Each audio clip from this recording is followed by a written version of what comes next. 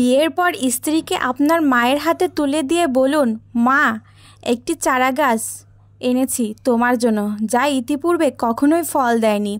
এতদিন এক টুকরো মাটি নিয়ে একটি টবেই ছিল তার বাসস্থান।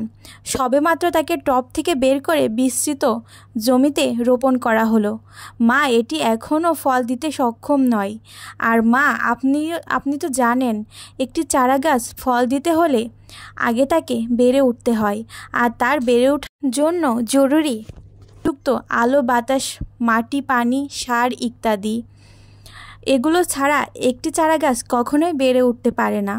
মোট কথা, একটি গাছের জন্য যা যা প্রয়োজন তা যদি সে ঠিকমতো পেয়ে যায়, তাহলে গাছটি খুব সহজেই বেড়ে ওঠে এবং ভালো ফল দেওয়া শুরু করে। অন্যথায় আশানুরূপ ফল পাওয়া যায় না। যদি কোনোরূপ পরিশ্রম ছাড়াই চারাগাছ লাগিয়ে ফলের আশা করে, তবে এটা নিছকই বোকামি ছাড়া কিছুই না। একটি গাছের পিছনে সে পরিমাণই পরিশ্রম করতে হয় যে পরিমাণ ফলের সে আশা করে। মা, এটি আমারই একটি চারাগাছ।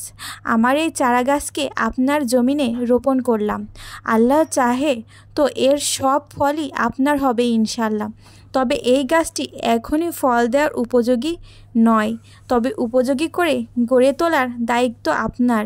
আমি চাইব আপনি এর থেকে এমন ফলের আশা করুন যেমন আশা করেছিলেন আপনার শাশুড়ি থেকে।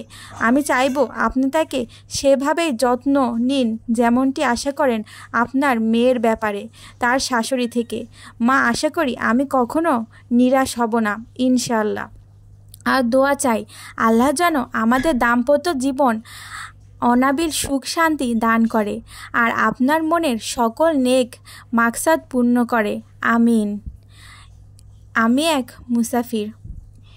কেমন লেগেছে গল্পটা অবশ্যই জানাবেন। আসলে এই ভাইয়াটার কথাগুলো আমার কাছে অনেক ভালো লেগেছে, তাই আপনাদের কাছে বললাম। আসলে সব পুরুষ মানুষই যদি এইভাবে তার মায়ের কাছে নিজের স্ত্রীকে উপস্থাপনা করে, তাহলে অবশ্যই বউ শাশুড়ির ভিতরে এই মনোমালিন্য, অশান্তিটা হয় না।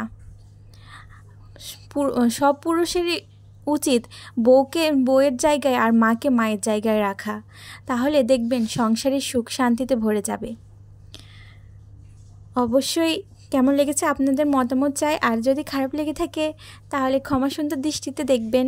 আর আজকে আমি তেমন কোনো কিছুই রান্নার ভিডিও দেখাইনি। আমার আম্মু আজকে বরবটি ভাজি করছিল, সেটাই দেখালাম এমনিতেই আর কি। কথাগুলো আপনাদের কাছে যদি খারাপ লাগে অবশ্যই ক্ষমা সুন্দর দৃষ্টিতে দেখবেন। আর এতক্ষণ ধরে আমার এই কথাগুলো শোনার জন্য অনেক ধন্যবাদ। ভালো থাকবেন সবাই। আসসালামু আলাইকুম।